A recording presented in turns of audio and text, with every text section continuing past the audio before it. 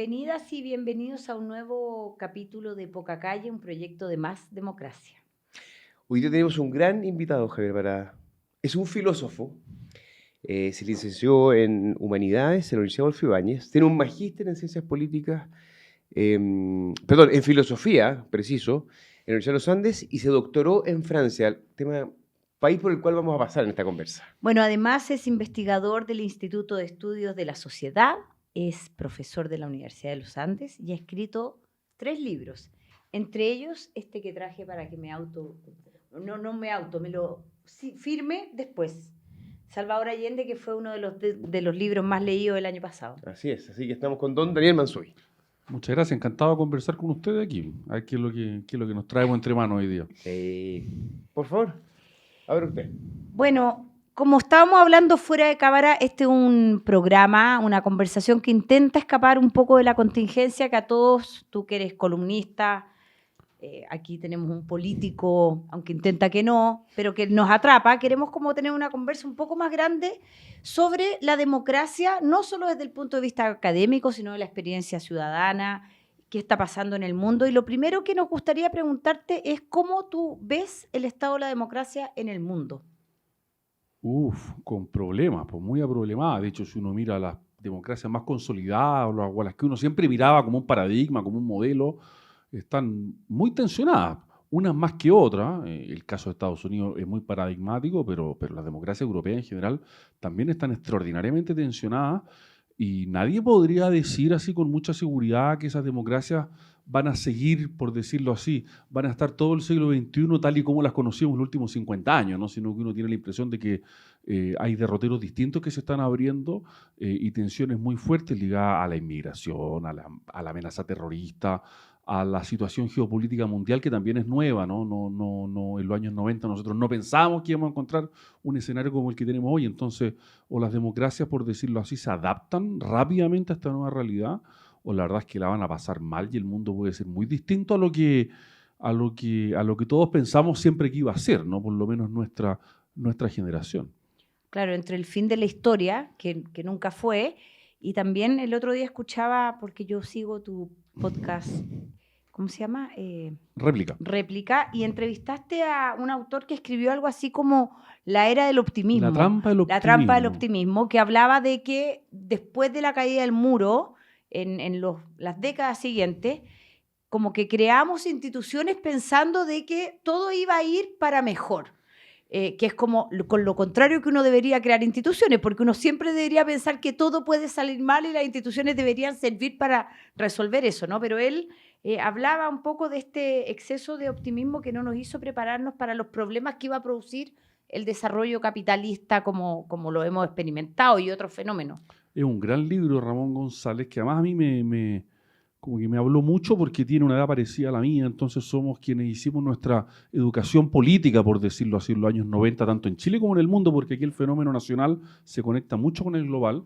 Y claro, su tesis es que todas las instituciones contemporáneas están pensadas con la premisa del optimismo, como que todo va a ir bien, la globalización es feliz y el mundo va a avanzar hacia más comercio, más globalización, más democracia y más paz.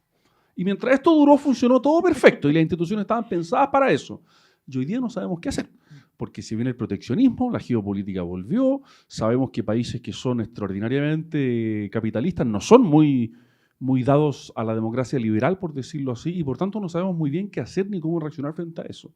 Y yo creo que es la trampa de nuestra generación en general, por eso que lo decía en esos términos, porque nos cuesta mucho imaginar un mundo distinto al que soñamos cuando teníamos 20 años, sabiendo que si uno mira la historia de la humanidad, ese periodo que fue, por decirlo así, entre el año 90 y el 2001, que son las Torres Gemelas, o el año 89 y el 2008, que es la gran crisis financiera, ese es el oasis de la historia de la humanidad. Esa es la excepción, ¿no? Pero claro, fundamos instituciones y fundamos categorías pensando que eso era la norma, y eso fue un error brutal que a todo el mundo, a nosotros en particular en Chile, pero en el mundo entero esto ha sido muy golpeador. O sea, los europeos no saben qué hacer con una guerra en Europa, porque Ucrania es parte de Europa, digamos, en último término, ¿no? Y no saben qué hacer, no saben cómo lidiar con ese fenómeno, no estaban preparados, ¿no? Ni siquiera militarmente, por decirlo así, no están preparados para enfrentar ese fenómeno. Menciono uno nomás, pero sabemos que hay muchos más, digamos, tanto que están ocurriendo como que podrían ocurrir. Oye, de hecho, yo quería preguntarte por Europa, precisamente, continente que conoces, viviste muchos años en Francia. Este año hay elecciones del Parlamento Europeo. Todo indica que va a haber una irrupción muy importante de proyectos derechas, ultraderechas, ese mundo por allá. Eh, ¿Cuál es tu análisis y en particular Francia? ¿Qué rol juega en ese mundo emergente? Bueno, claro, en Francia hay una competencia muy fuerte por esta elección europea que se da en toda Europa, pero que es muy significativa. Y nuevamente en las elecciones europeas ya había pasado la extrema derecha, el partido de Marine Le Pen, todo indica que va a sacar una primera mayoría muy cómoda. Estamos hablando de unos 30 puntos, ¿no? Y la lista que le sigue podría sacar entre 15 y 20, que es la lista del presidente Macron, ¿no? Y por tanto eso te muestra bien cómo los ciudadanos europeos, los ciudadanos de las naciones europeas, están cada vez más dados a votar por partidos que desconfían de esas instituciones europeas para que gobiernen Europa. Mira La paradoja, mira claro. la paradoja, pero Europa se convirtió en un lastre y en un problema para muchos ciudadanos, digamos. Para muchos ciudadanos de distintas naciones por distintos motivos, porque en España el voto tiene una razón, en Francia tiene otra, y en Alemania una más, ¿no? Pero en Francia en particular hay un problema muy, muy serio con el manejo de los flujos migratorios, extraordinariamente serio, que además es más serio que el nuestro en un sentido, porque es un problema cultural, además, digamos. Claro, hay a choque. diferencia de lo que tenemos en América Latina, Sí, que sí, sí. tenemos nuestros problemas, los que podremos hablar, pero es como de otro orden el problema ya, y por tanto se ha producido un sentido común de muchos ciudadanos muy críticos respecto a las instituciones europeas que no están protegiendo ni migratoriamente, ni, por decirlo así, ni culturalmente, ni económicamente a los países, digamos. Sabiendo que además, en el caso de Francia es muy especial, porque Francia, por supuesto, es un país fundador muy importante en la Unión Europea, pero que económicamente se descolgó de Alemania hace algunos años, ¿no? Por tanto, quedó como Francia estaba en el centro de Europa, hoy día económicamente quedó en el sur de Europa, con déficit que no puede manejar, una deuda gigantesca, ya no un país serio financieramente, digamos, pero mantiene poderío militar, entonces eso como que lo hace estar más arriba, porque como tú tienes bomba nuclear, digamos, eso es más o menos importante, ¿no? Algo. Y autonomía energética también, justamente por las centrales nucleares que tienen, pero es un país muy sintomático de lo que está pasando en toda Europa, porque está como en el cruce de muchos fenómenos. Perdón, que Dale, respecto a eso, a mí se me aparecen en la cabeza como dos paradojas. Una es que yo no conozco tan bien Francia como tú, pero la conozco, es un país que he admirado por su historia y su relación con la democracia. Y en Francia se hizo un esfuerzo bastante grande, entre comillas, de integración de la migración que venía de las colonias, ¿no? Pero resulta que las segundas, terceras generaciones no se han integrado como quizás la Francia occidental quería y no se sienten ellos, o sea, se sienten en guerra cultural con ese país que los ha acogido como basado en los derechos humanos, los derechos del hombre, toda la doctrina que... eso es como la primera paradoja, ¿no? Como que el intento humanista parece que no ha resultado y eso ha generado un conflicto, como dices tú, cultural, religioso, bien fuerte. Y por otro lado, se da la paradoja en Europa, y como dices tú, por distintos motivos, algo como al contrario de lo que ha pasado aquí, o quizás similar, que es que los técnicos en Bruselas están tomando decisiones mirando la cuestión macro, pero cuando llegan esas políticas de migración o respecto a la agricultura o respecto a distintas cuestiones a las comunidades, la gente dice, bueno, estos técnicos, los tecnócratas, los tecnopoles en Bruselas están haciendo cuestiones que no responden a nuestra realidad. Y ahí hay como un problema o una paradoja democrática de alguna manera, ¿no? Dos enormes preguntas. Vamos con la primera. El modelo francés tradicional era asimilacionista, lo que significaba que había migración, y siempre la hubo en Francia, sin ninguna duda, pero la idea era que los que llegaban se asimilaban y por tanto, por ejemplo, una gran discusión en Francia, estas cosas parecen así como muy lejanas, ¿no? Pero si los inmigrantes le ponen nombre francés a sus hijos o no. Eso en Francia era muy importante, ¿no? Porque el nombre francés encarnaba una voluntad de que yo no soy francés, pero mis hijos y mis nietos sí lo van a hacer, ¿no? Y en algún minuto, que uno podría situar en los años 80, básicamente, quizás principios de los 90, Francia tendió a abandonar el modelo asimilacionista por un modelo más bien multicultural, donde que cada comunidad venga y que viva su propia singularidad, digamos, en una multiculturalidad, digamos, donde todos seremos felices en esta pluralidad. Se mezclan otros factores aquí porque hay una cuestión de cantidad también. Tú puedes asimilar y absorber a cierta cantidad. Cuando pasa un umbral eso ya no es posible. Pero en general Occidente y Francia en particular dejó de crear el modelo asimilacionista porque eso implica creer, no sé si en cierta superioridad, pero al menos en decir, bueno, tú te tienes que integrar a esta cultura sin conservar la tuya o conservándola de modo más bien folclórico, pero no seriamente, ¿no? Y eso, Francia dejó de creer en eso en algún minuto en los años 80 y en los años 90. Y lo que estamos viendo hoy día es el fracaso, creo yo, del modelo multicultural. O sea, es muy difícil que distintas culturas convivan, digamos. Y esto, los alemanes y los británicos viven fenómenos parecidos, digamos.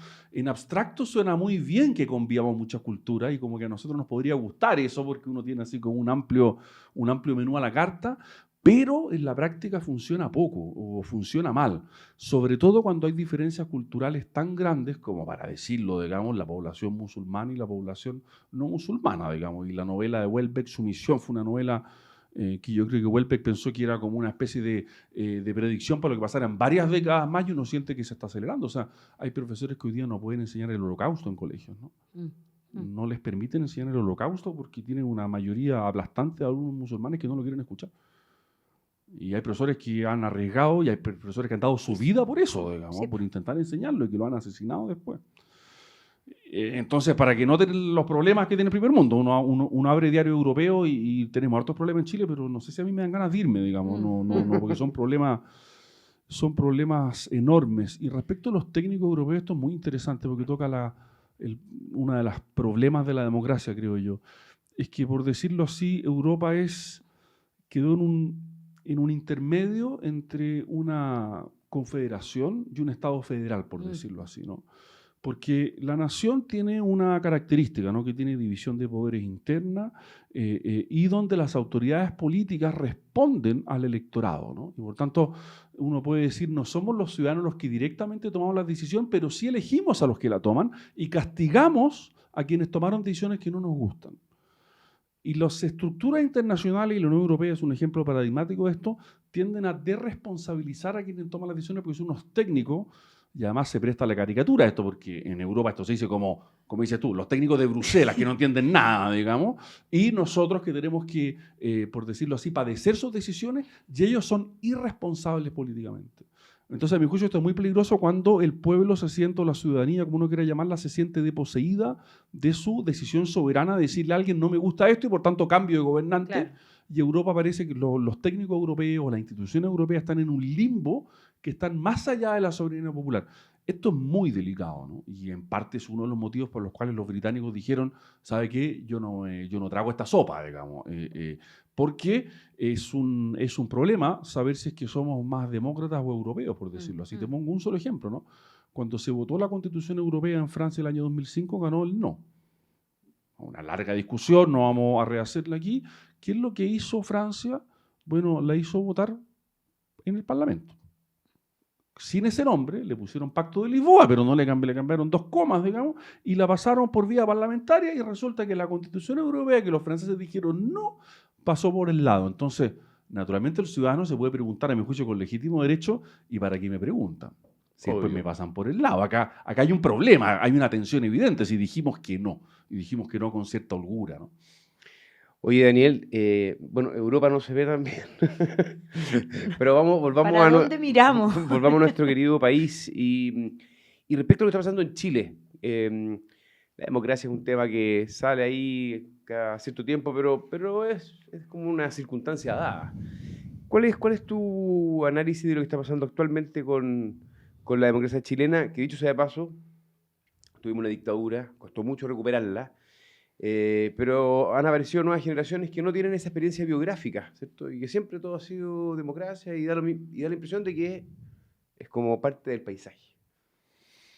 Esto es una tragedia humana, por decirlo así, como cada generación parece que tiene que hacer su propio aprendizaje, ¿no? Porque los que vivimos, aunque fuera chico, la dictadura, y entendimos, más allá de la posición en la que haya estado cada cual, el trabajo que significó recuperarla, el trabajo de joyería que significó eso, ¿no? Porque yo era niño, ¿no? Pero cuando Pinochet se enojaba y era comandante en jefe, bueno, Santiago amanecía con unos señores, digamos, con cara poco amable en la calle, ¿no? Porque hacía un ejercicio en Laza, digamos. Entonces uno que vio eso, que lo vivió, incluso siendo niño, pero que en el fondo percibió esas tensiones, uno sabe que esto es frágil y que esto cuidado, ¿no? Incluso cuando uno viene de familias que en algún sentido, como toda familia en Chile, supongo, además estuvieron paradas, bueno, uno también escuchó esto, ¿no? Y sabe que aquí esto termina mal, digamos. Entonces, esto cuidémoslo.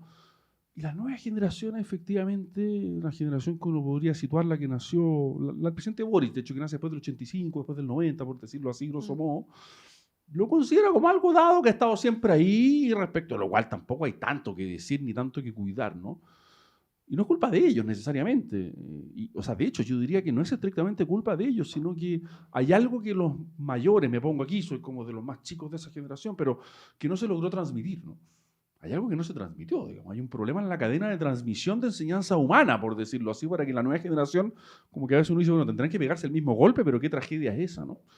Y eso hace pensar, o eso es lo que a mí me permite, al menos en mi cabeza, intentar explicarme por qué en octubre del 2019, después podremos comentar, digamos, los distintos elementos que estuvieron en ese momento en Chile, pero ¿por qué en ese momento hubo tanta gente más o menos relevante que a la democracia le asignó un valor, no voy a decir cero, porque no sería justo, pero bastante más bajo del que le asignaría uno, ¿no? Así como en el mix, en la composición del lugar, mucha gente decía, bueno, sí, la democracia es importante, pero en verdad hay otros métodos que funcionan y los podemos combinar y qué sé yo, ¿no? Y algo trágico ocurrió ahí, ¿no? Yo no sé si es que se ha recuperado o no, pero a mí octubre del 2019, incluso diría un poco más noviembre del 2019, porque esa fue la semana terrible, ¿no? La del 12, digamos. Entiendo que Hernán estaba, digamos, después, esa misma semana, en esas negociaciones. Yo sentí algo que pensé que mi generación nunca iba a sentir, porque es que la democracia podía caer, digamos, y que no que podía caer, sino que estaba cayendo, así como literalmente. Uno tenía como el sentimiento físico que se estaba como desmoronando, al menos eso es lo que tenía yo, ¿no? Yo no pensaba que eso no iba a ocurrir nunca. Que nuestra generación estaba salvada de eso porque era lo que habíamos escuchado de nuestros padres, simplemente, y que, bueno, una historia muy trágica, pero que no era la nuestra, ¿no? Y al mismo tiempo, y aquí una segunda parte de mi respuesta, me parece que hay una amenaza que también viene, pero quiero formularlo bien, pero una amenaza que también viene hoy día ya no de lo que uno podría haber llamado el octubrismo, sino de lo que a mi juicio se va a tomar la agenda en Chile en lo que viene, que es una demanda por seguridad. Y una demanda por seguridad que no va a ser muy respetuosa, ni muy fijada, ni muy detallista en los derechos, ni en la separación de poderes, ni en las instituciones liberales o las instituciones de la democracia liberal, digamos. Y yo creo que uno de los principales desafíos de Chile hoy día es cómo logramos que la democracia liberal sea percibida por los ciudadanos como eficaz en la seguridad, porque si no, el escenario tampoco se ve muy estimulante. Perdón, traigo pura noticia, digamos, poco felices, pero bueno. Bueno, yo creo que ese último... No maten al mensajero, digamos. El último problema que tú nombras creo que es algo que está pasando en varios lugares, ¿no? O sea, la democracia es lenta y, claro, y da garantías, ¿no? O sea, da garantías al ciudadano frente al poder del Estado, y pareciera que hoy día las sociedades quieren más rapidez para solucionar los problemas. Y bueno, y la garantía pareciera que no deberían ser para todo el mundo igual, porque aquí hay unos que son más malos y otros que son más buenos.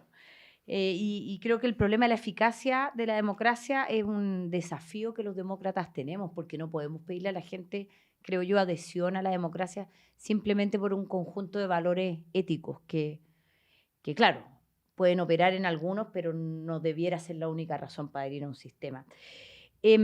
Leyendo tu libro, no lo he terminado, pero estoy muy entretenida, que se llama Salvador Allende, la izquierda chilena y la unidad popular, y leyendo otros libros que leí el año pasado a raíz de los 50 años de Manuel Antonio Garretón y otras reflexiones, bueno, aprendí harto, me agarré mucho la cabeza. Yo vengo de una familia que no solo abrazó, hizo campaña por la unidad popular, mi abuela fue embajadora del presidente Allende en Vietnam, bueno, etcétera, y leyendo y estudiando, recién ahora decía, pero ¿cómo creyeron que iban a poder hacer esto, no? O sea, creo que el proceso de renovación socialista, que es muy crítico de de la profundidad de los cambios sin las mayorías suficientes, de ciertas políticas económicas que era evidente que no iban a resultar, por muy igualitarista que uno sea, estaban condenadas al fracaso. Por lo tanto, creo que si bien el 2019 nos dimos cuenta que esas enseñanzas que creíamos no estaban tan extendidas en las nuevas generaciones, puede ser de izquierda, pero sí hay una izquierda que vivió eso y que aprendió de errores que no volverían a cometer, espero yo, y que han quedado en la reflexión. ¿Cuáles son las enseñanzas, crees tú, que ha tenido la derecha después de estos 50 y algo años, ¿no? O sea, yo hay cosas que digo, la izquierda creo que hoy día no haría de la misma manera, o quiero creer quizás. ¿Cuáles crees tú que son las cosas que la derecha ha aprendido después de estos un poco más de 50 años en relación a qué cosas podría haber hecho mejor para cuidar la democracia? Vaya pregunta difícil, ¿ah? Un simple comentario antes de responder la pregunta. Yo estoy de acuerdo en que la Revolución Socialista es un proceso político intelectual, digamos, que a mí me fascinó mientras escribía el libro. De hecho, yo sabía que existía, pero no lo conocía en detalle. Pero sí me hago la pregunta de cuándo las nuevas generaciones conocieron esos textos. Sí, no, por eso hice el punto. Sí, claro, pero estoy de acuerdo. Porque uno tiene la impresión a veces cuando hablan de la Unidad Popular y el presidente Allende que hay ciertos textos que se les pasaron por el lado, digamos. Estoy de acuerdo y perdón la interrupción, sí. pero a mí al comienzo de este gobierno me llamó mucho la atención la cantidad de veces que se hacía alusión, porque para mí, más allá de que comprendo la adhesión que generó en la izquierda el proceso de la Unidad Popular, lo que es innegable es que terminó en, creo yo, la peor tragedia que ha tenido este país, que duró 17 años. Entonces, por muy convencido que uno esté de las causas, se me paran los pelos diciéndote esto, uno no puede negar que terminó pésimo. Entonces, al comienzo del gobierno, que habían alusiones permanentemente. Sí, claro. Aquí estamos de nuevo, compañero, abriendo la Grande Alameda. Es para darte el punto. Sí. Muy de acuerdo con eso. Porque con toda la admiración que uno puede tener por el presidente Allende, la verdad es que uno no puede olvidar que terminó como terminó, con todo el valor que tiene su gesto final, digamos. Pero bueno, ese fue el fin trágico. El caso de la derecha es distinto, y me lo preguntaron mucho cuando escribí el libro, porque, por decirlo así, por diversos motivos la derecha nunca hizo un trabajo equivalente al que hizo la renovación socialista, digamos, que no podría ser mutatis mutandis idéntico, porque son procesos históricos distintos, qué sé yo, pero es verdad que la derecha escribe menos, tiene menos masa crítica intelectual, pero sin perjuicio de todo esto, yo creo que le falta a la derecha una reflexión muy profunda y dolorosa también, y muy biográfica para muchos respecto de lo que significó la dictadura y respecto al tipo de cosas que se avalaron, se conectaron pasiva o activamente, esa otra discusión. Hay gestos aislados, ha habido gestos aislados, ha habido textos donde se ha dicho, pero sin una reflexión como Cotota, yo no creo que la haya tenido. Sin embargo, quiero creer, igual que tú, que hay ciertas condenas que hoy día son inequívocas, y que no eran, por decirlo así, en los años 90, digamos. El pinochetismo en los años 90, digamos, era algo que existía y que estaba en la calle, digamos, y que uno podía ver. Entonces, quiero creer que esa enseñanza al menos parcialmente está, pero sí estoy de acuerdo, si es que esa era la tesis implícita de tu pregunta, de que no ha habido en la derecha un trabajo equivalente de autocrítica. De decir, bueno, ¿qué significó Pinochet en nuestra historia? ¿Por qué estuvimos ahí? ¿Qué errores cometimos? ¿Debimos haber estado ahí? ¿Debimos haber hecho más? ¿No debimos haber estado? Dejo abierta. Todas estas respuestas son legítimas y plausibles, pero que estaban pasando cosas muy graves, y que la derecha miró para el lado mucho tiempo, digamos, en el mejor de los casos. La verdad es que eso me parece un hecho sobre el cual no se ha reflexionado lo suficiente. Por favor, se ha reflexionado algo, pero no lo suficiente en proporción a lo que ocurrió ahí, digamos. Y, por ejemplo, un libro que ustedes supongo que o leyeron o conocen, cuando yo leí el libro de Cristóbal Jimeno, con Daniela Moro, uno lee ese libro y uno dice, este libro lo debería leer toda persona de derecha. Nadie de derecha debería dejar de leer este libro para saber, no porque uno vaya a estar de acuerdo en todo, pero para saber qué estaba pasando ahí mientras tú, digamos, hacías tu vida, ¿no? insisto, puedes seguir pensando cosas parecidas, pero integre ese dato a tu reflexión, ¿no? Porque si no, digamos, bueno, para reconstruir algún tipo de comunidad, tenemos que hacernos cargo de eso. Oye, déjame decirte algo más, un poquito una digresión de esta conversación. En un aporte acotado, para los 40 años del golpe hubo una reflexión. Lo recuerdo. Que coordinó horizontal, pero que tuvo unas voces bien diversas. Y fue un ejercicio valioso, creo yo.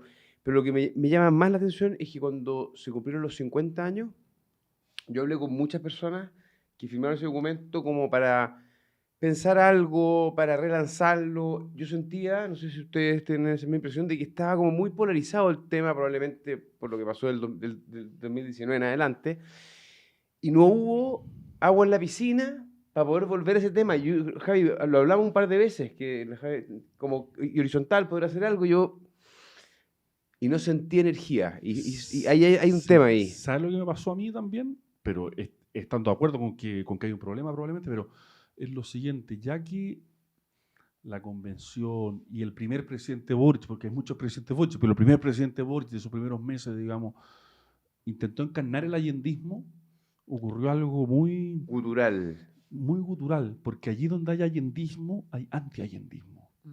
Y esa es la verdad, digamos, no, uno le podría gustar más o menos. Si hay allendismo, ok, también hay anti-allendismo. Entonces yo creo que en la derecha, por decirlo así, el año 2013 no había allendismo y por tanto uno podía decir muchas cosas, ¿no?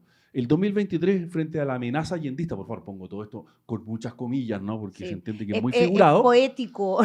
En la derecha se activa un anti-allendismo muy, muy visceral, digamos. Y yo creo que había otro fenómeno que ahora leyendo en Brasil se cumplieron, hay un aniversario importante que no sé si es de la recuperación democrática o del golpe.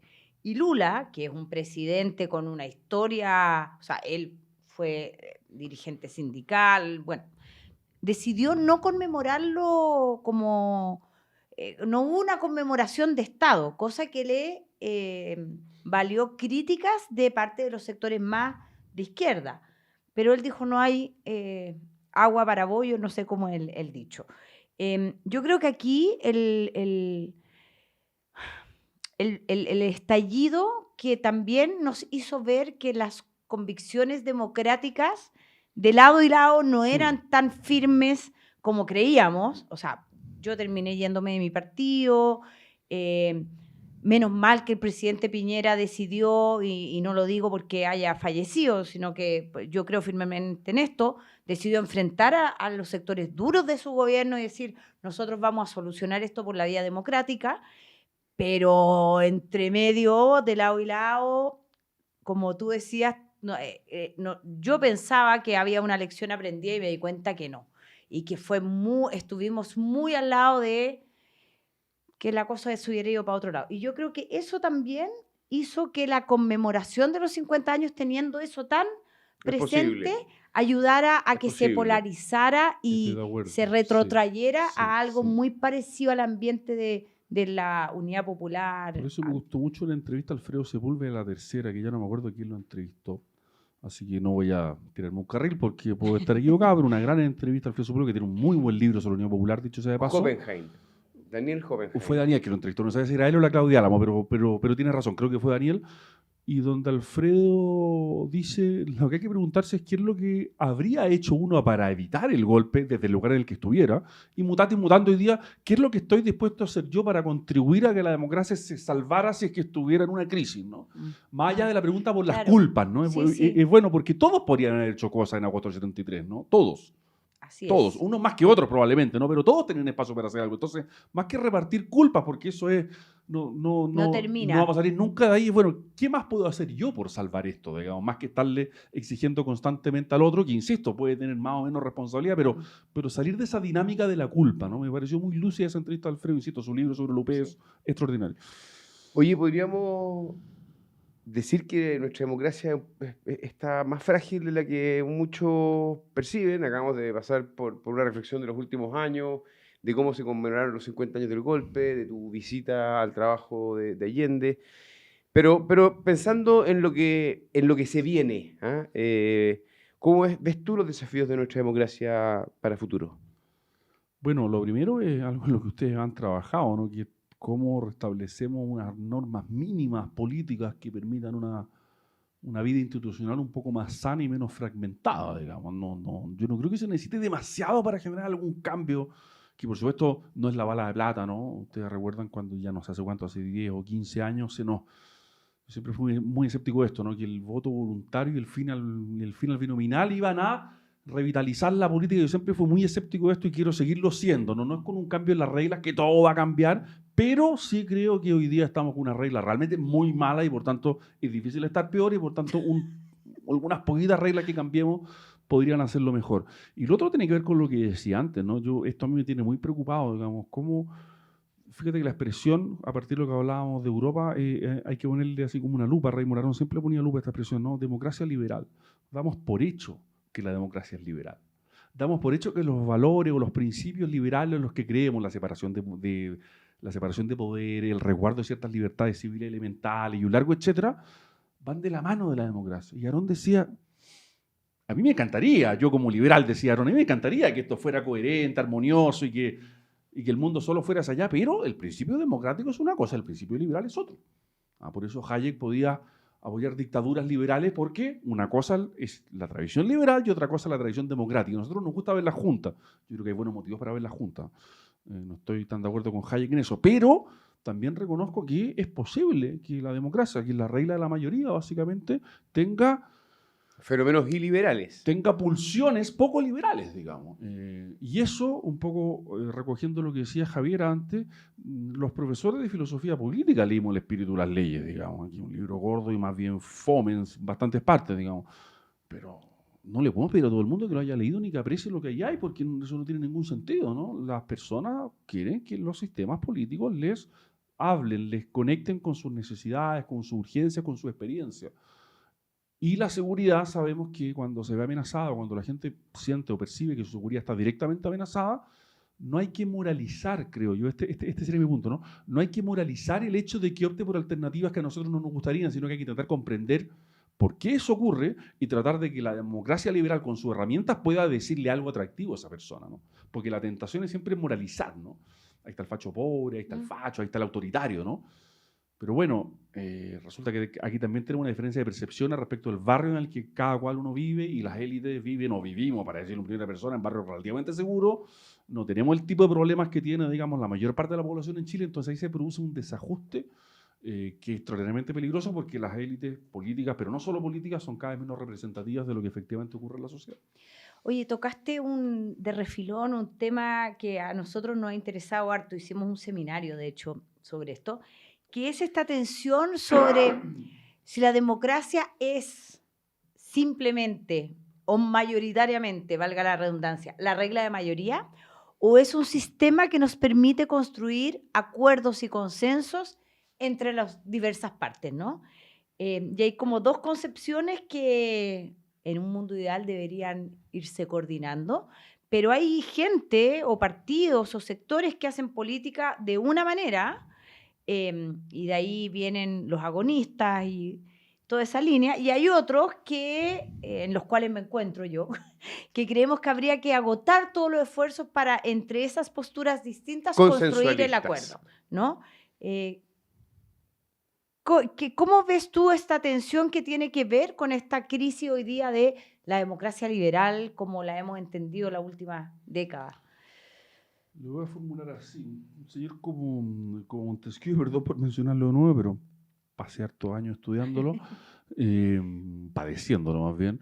Un señor como Montesquieu estaría muy de acuerdo contigo y diría justamente lo que produce la distribución de poderes es una especie de mecanismo que te obliga a ponerte de acuerdo para que las cosas ocurran.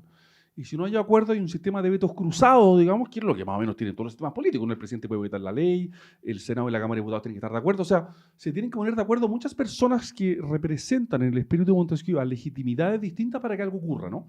El Senado, que representa, hoy día sería los territorios, los diputados que representan, digamos, a la población y el presidente que representa al Poder Ejecutivo, digamos, y a toda la nación como jefe de Estado, tienen que estar de acuerdo los tres poderes para que algo ocurra, ¿no? Incluso hoy día tú le sumas al Tribunal Constitucional, le sumas a la Corte Suprema, le puedes sumar al Contralor, si es que tenemos un Contralor muy activo. O sea, es mucha gente la que tiene que estar de acuerdo para que ocurran cosas, ¿no? Pero eso tiene dos riesgos, ¿no? Uno es que cuando las cosas se ponen muy lentas, la gente se pone impaciente. Otra lección que siempre enseñaba Raymond Aron, digamos, y en eso creo que vamos a estar de acuerdo, es la democracia es un régimen para gente paciente. Si usted es impaciente, existen las dictaduras, claro, digamos, y elija usted lo que quiera, digamos, claro, pero si usted está muy apurado, la democracia no es lo suyo.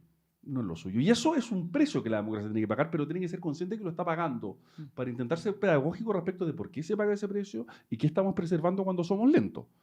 Somos lentos porque no queremos equivocarnos, porque el error es muy caro, porque no queremos afectar la libertad de nadie, ¿no? Pero eso hay que explicarlo, ¿no? Y hay que tratar de ser lo más eficiente posible dentro de las reglas de la democracia, por supuesto, ¿no? Y el otro supuesto que tiene, a mi juicio, la teoría de Montesquieu es la que hay como un acuerdo de base. Cuando los desacuerdos son sustantivos, ese sistema se vuelve estéril. Y ese es un problema. Es un problema como que tiene un supuesto cultural de que, mire, más o menos, grosso modo, estamos en desacuerdo sobre el nivel de impuestos, digamos, obviamente. Estamos de acuerdo sobre el sueldo mínimo, estamos de acuerdo sobre algunas cositas por aquí y por allá, pero no tenemos desacuerdos fundamentales. Aquí nadie viene a refundar, por emplear la retórica que Hernán conoció también y tan de cerca. Si alguien viene a refundar esto, el sistema como que se desajusta completamente.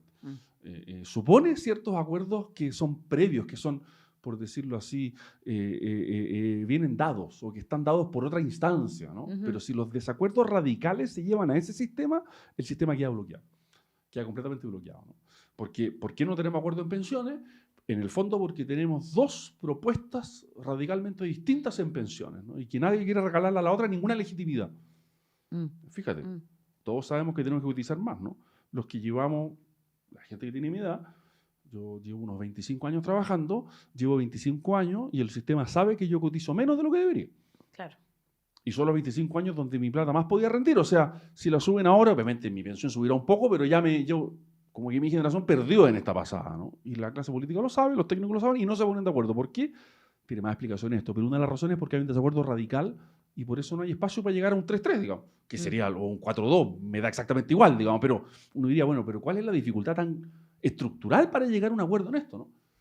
No, porque hay gente que no quiere este sistema y por tanto usa esa negociación para hacer otro sistema, y aquellos que lo quieren proteger a toda costa la usan también para que quede protegido, ¿no?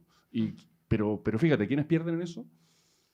Es difícil explicarle después a los ciudadanos sigue apoyando este sistema, sí, que resulta que lo tuvo usted cotizando durante 25 años, menos de lo que debería, a sabiendas. Oye, Dalí, nosotros salimos a la calle en este programa a preguntarle a las personas cuán agobiados están en esta democracia, ¿eh? Y les salimos a preguntar esta vez sobre cómo está funcionando, ¿eh? Y tanto que se habla del sistema político, también qué entienden cuando se habla del sistema político. Así que te queremos invitar a verlo. ¿Qué entiendes por el concepto sistema político? Un sistema que es hecho para organizar la vida en común. Temas políticos, nada, no entiendo. El ordenamiento jurídico y legal que hay en el país. Todo un cuerpo que se organiza y que atiende a todos rasgos de nosotros como personas que coexistimos en espacio y los habitamos y los hacemos propios también. Se siente o cómo se hace la política en un lugar.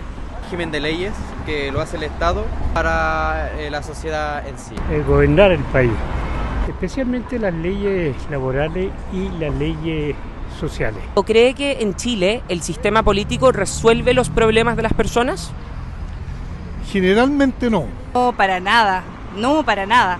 Aquí no se ponen de acuerdo para solucionar el problema de las personas, ellos pelean todo el tiempo. Funciona, pero no muy bien. Mucha corrupción, muchos arreglines, mucha ideologización. No al 100%, por una gran parte. No. El sistema político debería abordar primero que todo la justicia social, la seguridad del país, pero para eso deberían erigir nuevas leyes para que el Poder Judicial pudiera actuar con más dureza. Lo primero que habría que hacer sería achicarlo un poco, que no fueran tanto. Yo creo que mientras los grupos son más reducidos, más fácil que que se pongan de acuerdo. Lo mismo el tema de los presidentes, 4 años y después viene otro sistema político, otro partido, que es difícil que salga el mismo porque como que no quedan conformes con este y elijamos a este otro por si acaso. Sale otro partido, este no sigue haciendo las cosas que hizo el otro.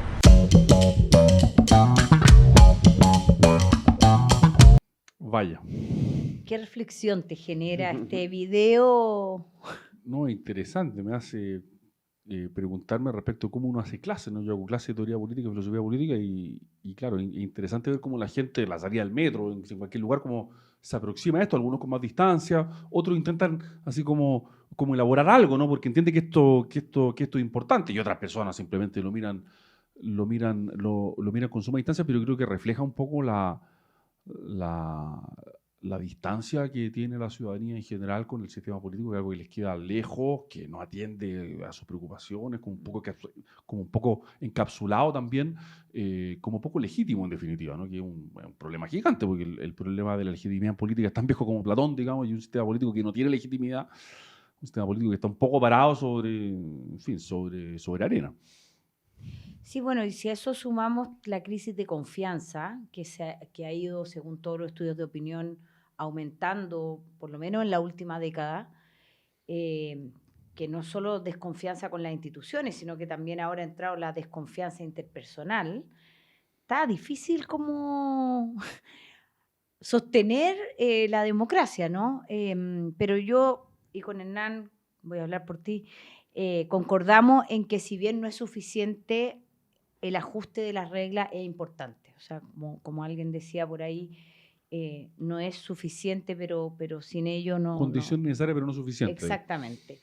¿Tú crees que es posible que en los próximos meses veamos avanzar algún tipo de reforma al sistema político? Porque estarás de acuerdo conmigo que quizás la reforma completa que se proponía en el último texto, que era, en mi opinión, que voté en contra, pero era de las mejores cosas que tenía ese texto, es difícil en un año electoral, pero hay algunas cuestiones en las que pareciera haber algo de consenso. ¿Tú le ves viabilidad en los próximos meses a esa reforma? Que habría que verlo como con teoría de juego, porque yo siento que cada actor está midiendo sus pasos en función de lo que viene. Yo quiero ser optimista en esto, moderadamente optimista, porque tampoco creo que haya tantas posibilidades ni que vaya a ser algo que se vaya a imponer así con una fuerza infinita, pero yo lo que escucho son muchos actores distintos muy interesados en que esto resulte, con mayor o menor grado de intensidad, digamos, pero cuando uno habla en off con las personas, digamos, a mí me da la impresión de que hay bastante voluntad de que avanza. Ahora se va a topar con obstáculos, sin duda, porque hay gente a la cual esto no le conviene o que no quiere, pero yo creo que esto no es negocio para nadie, digamos. O sea, incluso si usted es oposición, mañana que sería como el cálculo, le estamos arreglando esto al que gobierna, ¿no? Entonces sería como, ¿por qué hacerle este favor a la derecha? Pero incluso a la oposición, esto tampoco te permite hacer oposición. Fíjate que la oposición parece muy bien aspectada hoy día para ganar. Y yo creo que eso es, grosso modo, cierto. Pero fíjate que la oposición tampoco tiene grandes liderazgos hoy día. No hay un líder de la oposición que uno diga, bueno, ¿quién está marcando al gobierno en buena lid, por favor? Pero ¿quién está cobrándole el horror al gobierno, marcándolo al pie? El gobierno se marca solo, básicamente, ¿no? No hay... Se automarca. Se automarca, claro. Lo que es bien llamativo en un sentido, sí, ¿no? Y por tanto yo creo que esto les conviene a todos. Y a los partidos importantes. Yo creo que también la función del Frente Amplio también para esto es importante porque se convierte en un partido muy grande y por tanto también hay un obstáculo que salta ahí. Así que quiero ser optimista de que algo puede salir, pero lo que sí me parece es que esto es corto. O sea, yo creo que cuando entremos en la dinámica ya propiamente electoral, uno diría con la inscripción de los candidatos a alcalde, creo que en junio o julio, yo no espero que de aquí a julio esto se haya resuelto completamente, pero si no ha avanzado nada de aquí a julio, me cuesta pensar que después metido ya en la dinámica municipal y luego en la municipal inmediatamente metemos en la dinámica presidencial, digamos, me cuesta pensar que si no avanzamos las próximas, por decirlo así, no los quiero estresar, digamos, pero 8 o 12 semanas, si no ha pasado mucho, creo que no vamos a tener reforma para la próxima elección legislativa, que es lo importante, ¿no? Aunque sea progresivo, aunque sea un poquito, pero simbólicamente es muy importante que la próxima parlamentaria, en noviembre del 2025, haya alguna regla que nos permita no pasar a 4 partidos ni a 5, pero de los 23 que hay en la Cámara hoy día creo que son, o sea, 15, eso ya sería siendo una Cámara bastante difícil, pero en fin, Hay una señal, ¿no? Sí. Una dirección, sí. Ahora, me llama la atención porque el fraccionamiento político, bueno, es un fenómeno extremadamente viejo, pero incluso cada partido que sale, que se funda, digamos, se funda con la idea de evitar el fraccionamiento. Y uno ve a partidos muy parecidos que están pegaditos unos con otros, yo me agarro los pelos. Y que hoy día están dirigiendo las dos cámaras del Congreso. O sea, tenemos a dos nuevos partidos. Sí, porque son bisagras. Unos que han ido creciendo rápidamente y otros que han disminuido, menguado, que han decidido el futuro o sea, hoy día presente de las dos cámaras. Sí. Por lo mínimo como particular, ¿no? Y esto además pasa, pero en fin, es así, ya se hizo, pero la experiencia comparada en esto es aplastante. Un sistema demasiado proporcional te genera siempre el partido bisagra.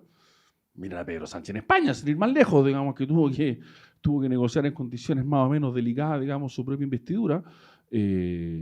O sea, culturas que atienden al fraccionamiento político con regímenes parlamentarios proporcionales le terminan dando mucho poder a una persona que termina, digamos, simplemente ofreciendo al mejor postor sus 2 o 3 votitos, digamos, en el Parlamento.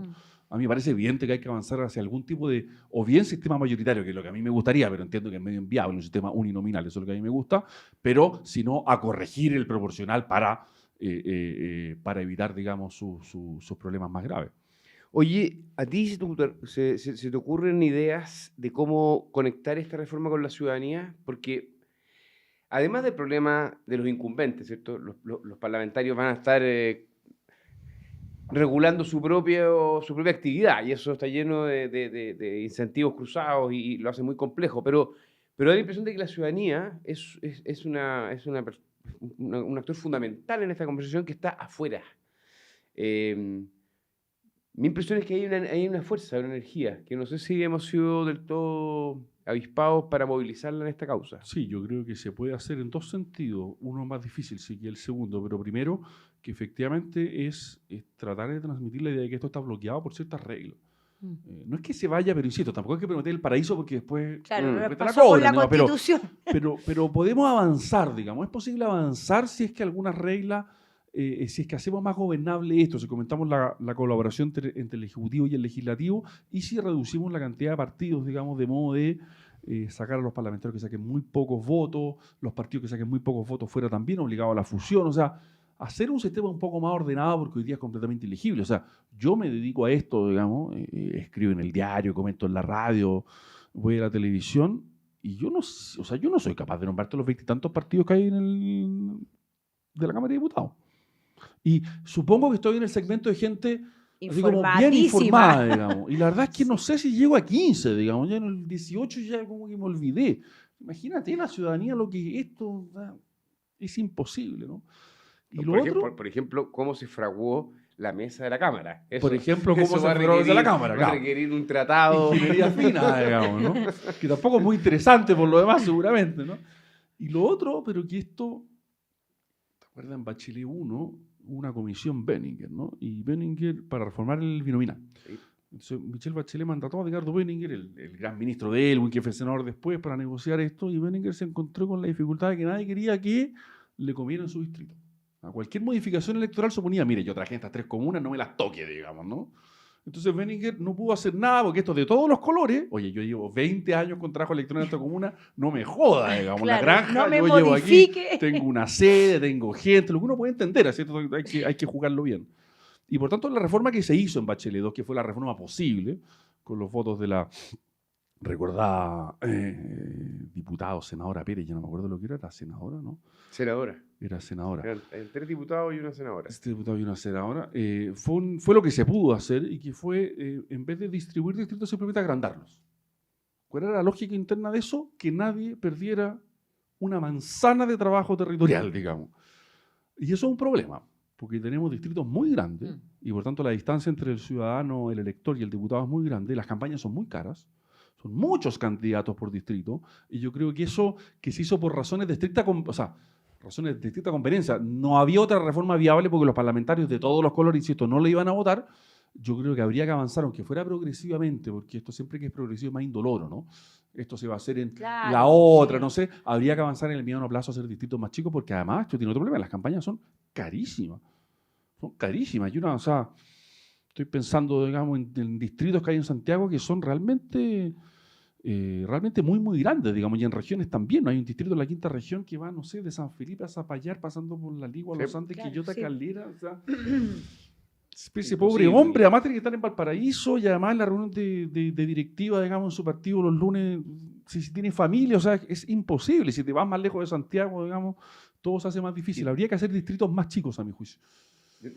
No, solo agregar que a propósito de hacer reformas y luego cuando están en operaciones aparecen fenómenos que tú no advertiste. Cuando se agrandan los distritos, bueno, eso es una medida que proporcionaliza aún más el sistema. Ahí donde hay distritos de 8, Pamela Giles arrastra 2 y tiene su partido en un solo distrito. Exactamente. Y así empiezan las pymes, ¿te fijas? Entonces, el volumen de los distritos de 8 juega un papel en ese sentido porque te exacto, proporcionaliza la magnitud, más. exactamente. Porque te proporcionaliza más, efectivamente. Bueno, y también hay otro problema que lo hemos visto, y esto sí que lo han sufrido todos los gobiernos de todo color, que es la falta de disciplina partidaria. O sea, aquí, no sé, el mismo Benninger antes llegaba a acuerdos con o los presidentes de partido o los jefes de bancada, y esos acuerdos más o menos se respetaban. Hoy día el pobre ministro Elizalde me imagino que tiene que tratar con el jefe de bancada, pero después tiene que ir con el lote de acá, y los partidos además son en general incapaces de amonestar a sus parlamentarios cuando no hacen el acuerdo. O sea, lo vivió el presidente Piñera con los retiros, y el pobre ministro Briones, que está bien, la oposición quería votar los retiros, para mí en un salto ideológico de una amplitud que nunca he logrado entender, pero bueno, era una oposición, pero tenía sus parlamentarios. Entonces, también hay el problema de la disciplina partidaria que va en contra del funcionamiento de las instituciones. O sea, tú sales electo por un partido con un programa que se supone que defiende un conjunto de ideas, y si la gente no hace eso y no tienen penalización, también, creo yo, distorsiona el sistema. Es un problema circular. Cuando había binominal, los partidos tenían más poder porque te podían quitar el cupo. Y en un sistema proporcional tú vas por fuera y tus posibilidades de salir igual son muy altas. Digamos, en un binominal fueron pocos los parlamentarios que rompieron el binominal, entre ellos el actual presidente Gabriel Boric, pero fue una excepción, digamos, sí. Una excepción total, porque el diputado Jackson salió electo en condiciones, digamos, una negociación ahí que hubo al menos silenciosa. No tenía competidores dentro del progresismo, digamos, para decirlo finamente. Para decirlo en castellano, ¿no? Pero ahí los partidos tenían poder. Ahora, el problema de darle más poder a los partidos, por eso que esto es un círculo vicioso que deberíamos tratar de transformar en virtuoso, es que esos partidos estaban arraigados. Claro. Y por tanto, tenían arraigo social, y por tanto, la ADC representaba algo, ¿no? Y ser presidente de la ADC era como liderar un sector social, ¿no? Un sector político. Eso hoy día los partidos más bien parecen cascarones, digamos, sin demasiada sustancia adentro. Entonces, yo sería partidario de darle más poder a los partidos en principio, pero también entiendo que el problema de eso es darle poder a personas que tienen una oficina, digamos, con un timbre y que no tienen real arraigo social. Entonces, deberíamos tratar de convertir el círculo vicioso en un círculo virtuoso, pero yo sí creo que los partidos deberían tener más palancas, digamos, de acción sobre sus parlamentarios cuando se les ordenan, sabiendo que tenemos un problema también, o sea, ¿cómo decirlo? Digamos, en el caso de Sebastián Piñera, a mí esto me llamó profundamente la atención. O sea, si tú estás dispuesto a dejar solo a tu gobierno, digamos, al descampado, yo era contrario a los retiros, ¿no? Y siempre fui contrario a todos los retiros, pero mi problema no eran los retiros. Era, usted no puede dejar a su presidente con menos de un tercio del Congreso porque eso es la muerte política. Sí. Más allá de los retiros, digamos. Sí, sí. Y eso a mí me costó mucho entenderlo y todavía no termino de entender cómo tú dejas a tu gobierno, al presidente, porque que sacaste una foto para salir electo, sin un tercio del Congreso, cuando el tercio del Congreso es el escudo del presidente, ¿no? El otro parlamentarismo de facto en el mejor de los casos.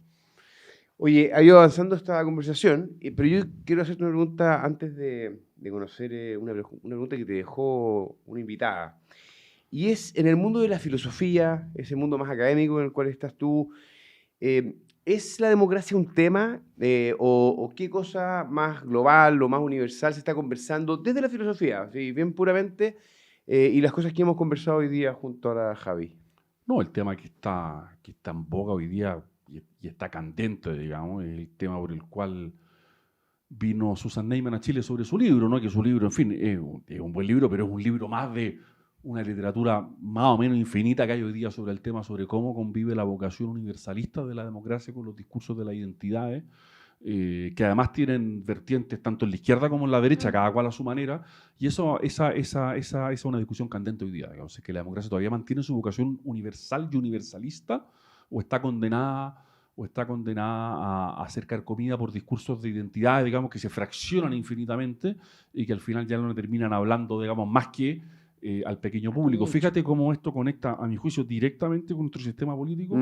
Si tú hoy día, para ser diputado, requieres de entre 6 y 9%, un diputado que saca 12 ya tiene así como un buen control de votos, ¿no? Basta con que tú le hables al 6% de las personas de ese distrito que está interesada, por favor, en los árboles de hoja perenne, para poner un ejemplo cualquiera, digamos, y vas a encontrar un 6% interesado en eso. Y tu interés en hablarle a la mayoría es nulo, porque tú mantienes tu escaño hablándole a un 6%. Eso es un problema tremendo que yo lo vi muy claramente cuando el alcalde Bodanovich habló de los militares, ¿no? El alcalde Bodanovich, elección de alcalde uninominal, requiere la mayoría. Los alcaldes requieren la mayoría, el diputado Winter quiere batallas culturales porque los diputados requieren 8 puntos, 10 puntos. ¿Te fijas cómo los incentivos te condicionan y determinan tus discursos políticos, ¿no? El alcalde Bodanovich, dentro de la coalición misma. Dentro de la misma coalición. Al alcalde Bodanovich la batalla cultural le importa un rábano, si él necesita sacar una mayoría. Y si se quiere proyectar una mayoría sustantiva, él no le quiere hablar un nicho, ¿no? Es bien llamativo eso como ejemplo de cómo las condiciones te fijan los discursos. Sí, yo antes de ir a ver la pregunta de nuestra invitada ilustre que tuvimos, solo te quiero terminar preguntando por un tema que sé que a ti te apasiona también. Escribiste un libro que se llamaba Educar entre Iguales, y creo que has reflexionado sobre esto. ¿Cuál es el rol de la educación en la construcción y cuidado de nuestra democracia?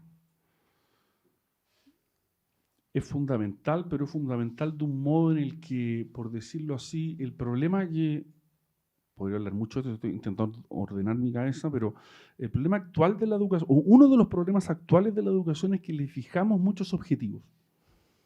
¿No? Porque creemos que la educación es como la instancia para resolver muchas presiones y tensiones sociales, ¿no? La desigualdad, la cultura, la incivilidad, y un larguísimo etcétera, lo que está bien, porque en parte eso es lo que tiene que hacer la escuela y el sistema educativo, ¿no? Pero el sistema educativo antes tiene que hacer algo más elemental, que es que la gente sepa leer, escribir y 4 operaciones básicas, y lamento comunicarles que no lo está logrando. Y por tanto, la pregunta es, ¿cómo logramos nosotros que el sistema educativo enseñe lo que tiene que enseñar? O sea, las herramientas o destrezas elementales para desarrollarse en la vida, y que también logre cumplir esos objetivos. A mi juicio, estos objetivos como añadidos, que son muy importantes, solamente se cumplen si se cumplen los primeros. Y por tanto, nuestra prioridad, por decirlo así, debería estar en los primeros. Y por otro lado, para cumplir esos como objetivos de segundo nivel, por llamarlo así, tampoco podemos descansar solamente en la educación. No sé si me explico, pero sí. El colegio, la escuela, por decirlo así, es como un lugar donde se condensa la sociedad entera, ¿no? Y cualquiera que haya tenido el placer de una reunión de apoderados, digamos, donde hay un profesor que le explica a los apoderados lo que pasa en la sala, los niños, es como la sociedad que está ahí, ¿no? Y por tanto, también yo siempre he pensado que es un poco injusto pensar que los profesores le van a enseñar a nuestros hijos o a nuestros jóvenes lo que nosotros no estamos dispuestos a enseñarle o no queremos enseñarle. Entonces, por supuesto que nos tienen que ayudar, pero ojo, no lo pueden hacer solos, digo. Yo, perdón, aquí hablo en primera persona, yo cada vez que dejo a mis niños, digamos, en el colegio, en su sala, me digo, vaya trabajo que tienen los profesores hoy día, porque de todas las edades, tengo niños de varias edades, digamos, vaya, qué tarea, digamos. O sea, qué tarea. Y cuando uno dice, bueno, y se le enseña a escribir y a leer, como que yo ya estoy bastante tranquilo con eso, digamos. Y quisiéramos que hiciera mucho más. Y lo pueden hacer, y lo deben hacer, siempre y cuando estén insertos en una lógica donde la sociedad también le enseña eso. Porque si el profesor le enseña algo, y por decirlo así, la sociedad le dice lo contrario después, estamos botando la plata, digamos. No tiene ningún sentido. Por eso me preocupan a mí como las señales sociales a este respecto, ¿no? De que el profesor lo puede hacer y debe hacerlo en la medida en que hayan consensos sociales que acompañen lo que está haciendo el profesor, si no estamos poniendo al profesor al ridículo simplemente. Perdona lo lambicado la respuesta, pero lo que pude... Está muy bien contestada. Vamos a ver la pregunta que te dejó la ministra del Interior, Carolina Toá.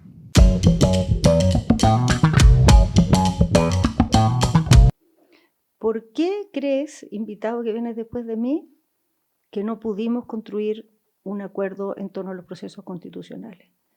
Y dado que no pudimos, ¿cómo podemos hacerlo? Porque no va a ser la tercera la vencida, o sea, yo creo que no va a haber una tercera de eso mismo. Entonces, ¿cómo se hace? ¿Por qué nos pasó eso?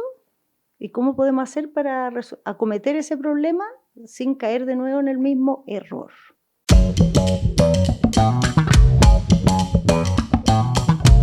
Vaya. Sí, pero la respuesta sería ministro del Interior, pero ni lo soy ni lo seré, no, pero en fin, gran pregunta, Carolina Toá, por quien tengo además gran admiración y respeto. No soy de su mismo sector político, pero en fin, es una política de trayectoria y de identidad, digamos, que me merece todo el respeto, así que muy buena pregunta. Pero yo objetaría, no sé si objetar una premisa, pero sí controvertiría lo siguiente. Yo creo que nuestra discusión estuvo desde un inicio sobreconstitucionalizada. O sea, a mí, entre que lo que ocurre el 18 de octubre, incluso en la gran marcha que es del 25 de octubre, y el 12 de noviembre, cuando aquella tarde toda la oposición de la época lanza un comunicado que es el que desencadena todo, ¿no? Dice, o asamblea constituyente o nada, básicamente, dice, poniendo al presidente Piñera un poco, digamos, entre la espada y la pared en esa situación, digamos, donde esa noche en La Moneda aparentemente se vivió mucha tensión. Yo creo que ahí hubo un espejismo y una ilusión de buena parte de la izquierda, bueno, por no decir toda, porque toda la izquierda firmó esa declaración esa tarde, de pensar que lo que la gente estaba pidiendo en la calle era constitucional. Y yo, que me fui a copuchar varias veces a la calle, digamos, vi muchas cosas, pero eso no lo vi. No lo vi. Yo creo que fue una manera en que la izquierda quiso ver lo que estaba en sus categorías mentales, pero no era lo que estaba ocurriendo ahí. Quiero ser justo, quizás a esa altura no teníamos otra salida, ¿no? Cuando la clase política llegue a ese acuerdo, no estoy diciendo que hayan tomado la decisión incorrecta, porque había que estar ahí en esa disyuntiva para decirlo, y la discusión no era abstracta, sino que era con la amenaza, lo que comentábamos antes de que la democracia podía caer encima. Entonces esto no es una crítica, es como una reflexión, una constatación, ¿no? Yo creo que antes del 15 y antes del 12, hubo una sobreconstitucionalización del debate, de modo que las expectativas depositadas en el cambio constitucional fueron demasiado grandes, ¿no? Y a mí lo que me llama la atención, por ejemplo, pongo un ejemplo, estoy haciendo memoria, ¿no? Que el acuerdo se firma, o sea, el presidente llama al acuerdo el 12, el acuerdo se firma el 15, yo creo que la semana siguiente la oposición ingresa una acusación constitucional contra el presidente de la República. Así es. Entonces uno dice, bueno, pero si conversar una constitución requiere, por decirlo así, deliberar y ponerse de acuerdo en algo tan importante como una constitución requiere una disposición moral a concordar cosas, ¿no? A ponerse de acuerdo y a reconocer la legitimidad del otro, porque lo que la derecha entregó ese día en el fondo fue lo que tanta rabia le había producido a la izquierda durante tanto tiempo, que era el poder de veto. Ese día lo entregó. ¿Se acuerdan que Andrea Lamán quiso recuperarlo, pero no le funcionó mucho, si era hoja en blanco, el tercio, no el tercio, pero la derecha entregó el poder de veto, que era el gran obstáculo.